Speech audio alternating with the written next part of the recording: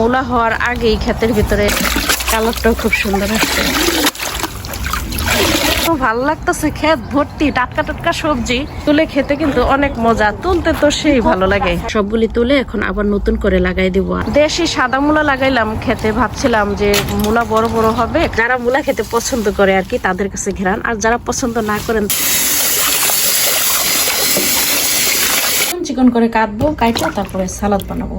পাইকে একদম টকটকা হয়ে গেছে, ছিঁড়ে খাইতে হবে। সরষের তেল নিয়েছি, এখন সব কিছু একসাথে মাখবো। একদম ঝুরি করে কেটে নিয়েছি কলই শাকের মতো। স্বাদ মতো লবণ দিতে হবে, যেমন কালার ঠিক তেমনই হয়েছে। এই ফুলগুলির এত ঘ্রাণ, গোলাপগুলির ঘ্রাণ নাই। আসসালামু আলাইকুম, কেমন আছেন সবাই? আশা করি সবাই আলহামদুলিল্লাহ ভালো আছেন, আমরাও ভালো আছি। আমরা সব চালন নিয়ে ঘর থেকে বেরিয়েছি আমাদের সামনের বাগানে। আজকে বাগান থেকে মূলা শাকগুলি সব তুলে ফেলবো। আমি চালনগুলি এই যে এই পাশে রাখো। এই যে মূলা শাকগুলি, রাদেশগুলি আমরা আজকে সবগুলো, হ্যাঁ এগুলি সব তুলে ফেলাইবো, কারণ এই শাকগুলি মূলা হয় নাই। ভাবছিলাম মূলা হবে, মূলা হয় নাই। এখন এগুলি সব তুলে ফেলাইতে হবে। বড় বড় গুলি দেখে তারপরে উঠাও পাপা। যেগুলি বড় বড় রাদেশ ওইগুলি উঠাও, এক মুঠ করে এখানে নিচে রাখো। ওকে, মাশাআল্লাহ অনেক বড় বড় হয়েছে, দেখছো? জি, এত বড় এটা। মৃদুল ভাল লাগতেছে, উঠাইতে ভালো লাগতেছে যে। ও মৃদুল তো উঠাইছে, কত মজা না ক্ষেতের থেকে টাটকা টাটকা সবজি তোলার মজাই আলাদা। মেয়াদকে চালন নিয়ে নিছো, সুন্দর করে চালনের ভিতরে গোছায় গোছায় তারপরে রাখো। আব্বু আব্বু তুমি কি করতেছো? ওই যে ছোট্ট ছোট্ট গুলি উঠায়ও না। ওকে, এই তো মৃদুল বড় একটা পাইছে, দেখি বাবা। এই মাশাআল্লাহ, এইটা অনেক বড় আর অনেক সুন্দর। এটা দেখছো? এলোমেলো করে রাখতেছো কেন তোমরা? গোছায় রাখো পাপা সুন্দর করে। এগুলি ভাঁজ করো, এগুলি ধুইতে হবে, ধুইলে আবার অনেক সুন্দর লাগবে। গোছাও, তারপরে আবার এই যে সাদা মূলা শাক উঠাইতে হবে। এখন মূলা শাক করি। এখন সাদা মূলা, মাশাআল্লাহ এত ভালো লাগতেছে, ক্ষেত ভর্তি টাটকা টাটকা সবজি তুলে খেতে কিন্তু অনেক মজা, তুলতে তো সেই ভালো লাগে। মিহা শাকগুলি গোছায় গোছায় রাখো পাপা, নাইলে পরে এলোমেলো করে রাখলে পরে গোছানো যায় না। এটা অনেক বড়। ভাবছিলাম মূলা হবে, কিন্তু দেখি বাবা আমার কাছে দাও, এটা একটু দেখি কেমন হয়েছে। ভাবছিলাম মূলা হবে, কিন্তু কই মূলা না তো, এটা সাদা মূলা হয়েছে তো, কিন্তু এটা কি কি কি যে অবস্থা হয়েছে এটা তো বুঝতেছি না। এই যে মৃদুল উঠাইতেছে, মৃদুল বুঝতে পারছে কোনগুলি উঠাইতে হবে। তুমি বুঝছো পাপা? এই তো, এই হাত দিয়া পাজা দিয়া ধরো না, পরে কিন্তু তোমার চুলকাবে। ও আমার চুলকাছে, চুলকাবে, ওইভাবে পাজা দিয়ে ধরো না। দুই ভাইরে দিছি মূলা শাক উঠাইতে ক্ষেত থেকে, সবগুলি মূলা শাক ওরা দুইজন তুলতেছে। আমার বাচ্চারা আমাকে মাশাআল্লাহ সব কাজে হেল্প করে ক্ষেত থেকে সবজি তুলতে, কিন্তু ওরা সব কিছু যে এলোমেলো করে রাখতেছে, এগুলি আবার আমার গোছাইতে হবে। আরো উঠাও বাবা, ফ্লাওয়ার আর না এগুলো আরো আছে তো, সবগুলি উঠায় ফেলো পাপা, সুন্দর করে গোছায় গোছায় রাখো। আজকে খুব বাতাস বাইরে, কিন্তু অনেক সুন্দর একটা রৌদ্র উঠছে বাতাসে। দেখেন ফুলের পাপড়িগুলি কত সুন্দরভাবে মানে ইয়া করতেছে।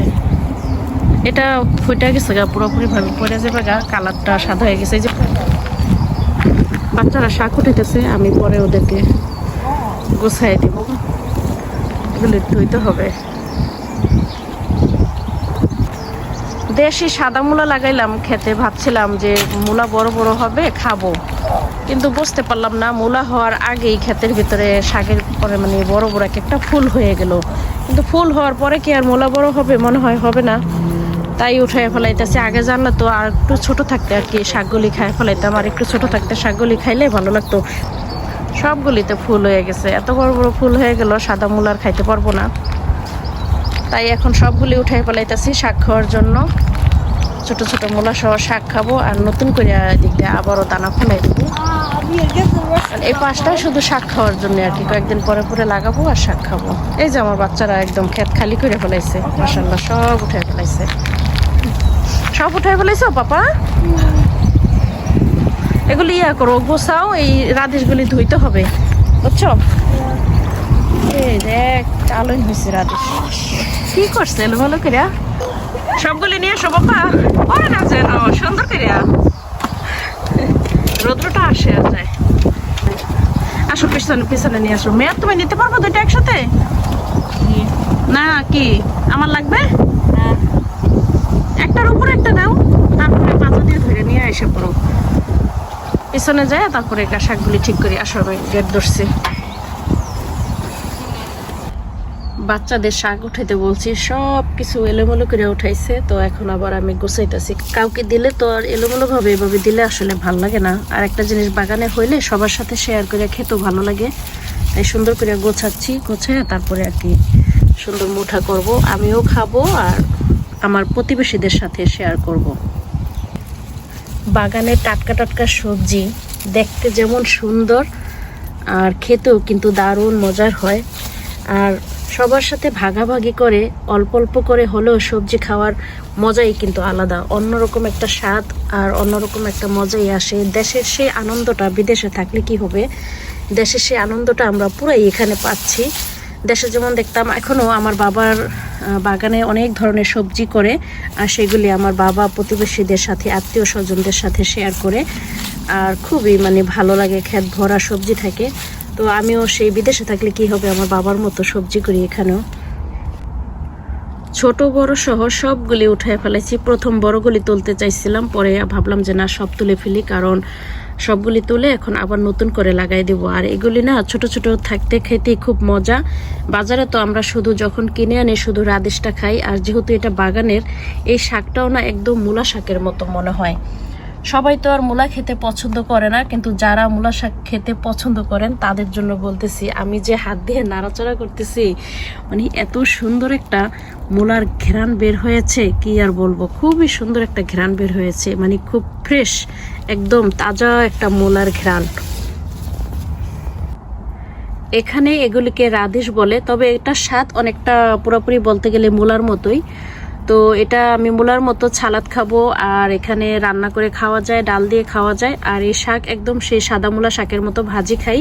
তো আপনারা এগুলিকে কিভাবে খান আমাকে জানাবেন। এটা আমি সালাতেই বেশি খাই, কারণ সালাদ খেতে খুব ভালো লাগে, খুব সুন্দর একটা ঘ্রাণ, অনেক ভালো লাগে। যারা মূলা খেতে পছন্দ করে আর কি তাদের কাছে ঘ্রাণ, আর যারা পছন্দ না করেন তাদের কাছে তো আর কিছু বলার নাই। মূলাগুলি ধোয়ার পরে খুব সুন্দর একটা কালার আসে, টকটকা গোলাপি আর সাদা, আর পাতাগুলি সবুজ, সবকিছু মিলাইয়া এত ভালো লাগে দেখতে। আর যে জিনিসটা দেখতে এত সুন্দর, ওই জিনিসটা কিন্তু খাইতেও অনেক মজা, তাই না? কত সুন্দর হয়েছে ধোয়ার পরে, সবগুলি একদম মাটি সব সেরে গিয়ে সাদা ধবধবা হয়ে গেছে, কালারটাও খুব সুন্দর আসছে।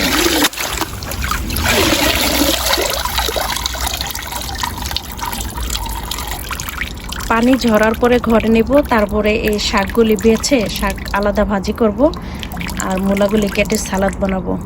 এদিকে এই যে আমার বাগানে স্ট্রবেরি পাকছে, এই যে 2টা 3টা পাইকে একদম টকটকা হয়ে গেছে, ছিঁড়ে খাইতে হবে। এই যে সাদা মূলা গাছ, এই যে মূলা চিকন চিকন দেখা যেতেছে, অনেক লম্বা হয়েছে, কিন্তু মূলা বড় হয় নাই, বুঝলাম না গাছে ফুল এসে পড়ছে কেন। ওই যে অনেক ফুল এসে পড়ছে। যাই হোক, এখন এই পাতা বাইসা বাইসা এই লাল পাতা ফালাই দিব, শুধু ওই মাথা দিকা এই কড়া পাতাগুলি নিব ভাজি করার জন্য। এই যে চালন নিছি এখানে, এখন এগুলি আবার বাইসা ঘরে নিব, তারপরে সুন্দরভাবে বেছে ধুয়ে তারপরে রান্না করব। শাকগুলি অনেক সুন্দর বাগানের, কিন্তু পোকা নাই কোনো। দেখা যাইতেছে পাতাগুলি কিসে জানি খাইছে, কিন্তু মানে মনে হয় যেন বৃষ্টিতে ছিঁড়ে গেছে, আসলে পোকায় খায় নাই। অনেকগুলি শাক বাঁচতেছি কিন্তু কোনো পোকা পাইতেছি না। শাক বাছা শেষ, দেখেন কয়টা নিয়েছি চালই নে, আর ফালানো গেছে কতগুলি। এগুলি তো খাওয়ার মতো না, লাল লাল পাতা, নিচের পাতাগুলি সব ফালাই দিছি, অর্ধেকের বেশি ফালানো গেছে। আমি এটা নিয়েছি, এটা ভালোভাবে এখন ধুয়ে পরিষ্কার করে তারপরে রান্না করব।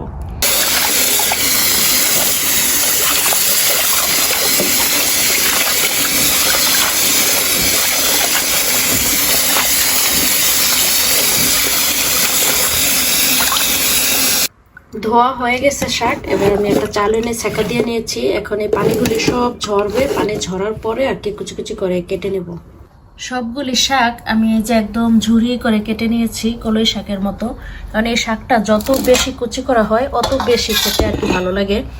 তো আমি ছুরি দিয়ে সবসময় করি, আজকে একটু বটি দিয়ে করলাম, যেহেতু বটি আছে আমার কাছে। আর বটি দিয়ে করলে মানে বেশি আর কি ঝুরি ঝুরি হয়, কিন্তু আমি বটি দিয়ে করতে পারি না, আমি হাতের মুঠ ধরে রাখতে পারি না, আমার আর কি হাত ব্যথা করে। মূলা শাক আমি এক এক সময় এক এক রকম ভাবে রান্না করি, আর যখন যেভাবে রান্না করি তখন আপনারা সেইভাবেই দেখতে পাবেন। তো আজকে মূলা শাক আমি একটু সিদ্ধ করে নিব পানি নিয়ে, এই যে প্যানে আমি এখন সিদ্ধ দিয়ে দিয়েছি। আর একটু সিদ্ধ দিয়ে আজকে রান্না করব, কারণ যেহেতু এগুলি খুব বাতি ছিল, এই শাকগুলি ফুল এসে গেছিল, তাই জানি না যদি আবার খাওয়ার সময় শক্ত থাকে, মূলা শাক শক্ত থাকলে কিন্তু ভালো লাগবে না। তাই আজকে একটু সিদ্ধ করে পানিটা ফালায় নরম করে নিব, তাইলে শাকটা খেতে মজা হবে। কিন্তু যদি একদম নরম শাক হয় তখন কিন্তু আর কোনো সিদ্ধ করতে হয় না, সিদ্ধ ছাড়াই তখন খাইতে হয়। আর সিদ্ধ করলে আমার মনে হয় কি শাকের মূলার যে একটা ঘ্রাণ সেটা চলে যায়, আর ওই ঘ্রাণটা চলে গেলে তখন আমার আর বেশি একটা ভাল লাগে না। যে কোনো সবুজ শাক এভাবে সিদ্ধ করে রান্না করলে কালারটা খুবই সুন্দর, একদম সবুজ থাকে। কিন্তু যদিও জানি ভিটামিন চলে যায়, সেই জন্য আমি এখন আর বেশি একটা সিদ্ধ করি না। তো আজকে শাকটা যদি বাতি হয়ে গেছে কিনা সেই ভয়ে আর কি সিদ্ধ করতেছি। আর সবুজ শাক সিদ্ধ করলে কালারটা কিন্তু খুব সুন্দর বজায় থাকে। দেখছেন একদম যেমন কালার ঠিক তেমনই রয়েছে। সবগুলি মূলা একদম এই যে শাক বাইসা তারপরে মূলা এই যে ধুয়ে পরিষ্কার করে নিচ্ছি, আর একটু ভালো করে ধুয়ে তারপরে সলবো না, এটা চিকন চিকন করে কাটবো, কাটে তারপরে সালাদ বানাবো। শাক সেঁকে নিয়েছি, এখন পেঁয়াজ কুচি, রসুন কুচি আর শুকনা মরিচের ভাঙ্গা গুঁড়া, চিলি ফ্লেক্স দিয়ে এখন ভেজে নেব, তারপরে আর কি শাক বাগার দিয়ে নামিয়ে নেব। স্বাদ মতো লবণ দিতে হবে, লবণটা একটু টেস্ট করে দেখতে হবে ঠিক মতো হয়েছে কিনা। শাক দিয়ে দিচ্ছি, এখন নেড়ে চেড়ে লবণ চেক করে নামিয়ে নেব। একটা কেচুনের সাহায্যে এই যে আমি কেচে নিয়ে এসেছি সালাদ করার জন্য, এটা দিয়ে করছি কারণ ছুরি দিয়ে করতে অনেক সময় লাগবে, আর এটা দিয়ে খুব তাড়াতাড়ি হয়ে যায়, এই জন্য আর কি এটা দিয়ে করে ফেলাই। আর দাও দিয়ে করলে অনেক সুন্দর হয়, ওইটা আবার খাইতে অন্যরকম একটা টেস্ট আসে।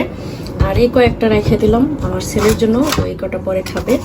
এখন এটার ভিতরে পেঁয়াজ কুচি, আর এখানে যে স্বাদ মতো লবণ নিয়েছি, কাঁচামরিচ কুচি করে নিয়েছি।